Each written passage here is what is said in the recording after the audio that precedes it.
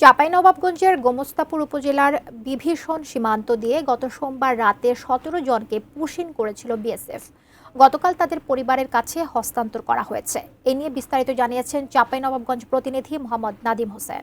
চাঁপাইনবাবগঞ্জের বিভীষণ সীমান্ত দিয়ে যে ১৭ জনকে পুশিন করেছিল বিএসএফ তাদের পরিবারের কাছে হস্তান্তর করা হয়েছে। গোমস্তাপুর থানার ওসি এই তথ্য নিশ্চিত করেছেন।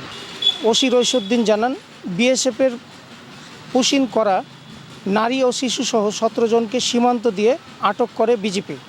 পরে তাদের থানা সোপর্দ করে। ওই ১৭ জনের পরিচয় নিশ্চিত হতে তাদের পরিবারের সদস্যদের ডাকা হয়।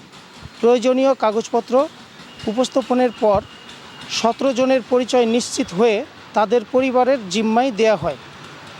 এর আগে গোমস্তাপুর উপজেলার নির্বাহী কর্মকর্তা জাকির মুন্সি জানান, গোমস্তাপুর উপজেলার বিভীষণ সীমান্ত দিয়ে ১৭ জনকে পুশিন করে বিএসএফ। এদের মধ্যে ৯ জনই শিশু, বাকিদের মধ্যে ৪ জন নারী ও ৪ জন পুরুষ ছিলেন। তাদের বাড়ি কুড়িগ্রামে। তারা কাজের সন্ধানে দালালের মাধ্যমে ভারতে গিয়েছিলেন। আমার কাছে এই ছিল সর্বশেষ।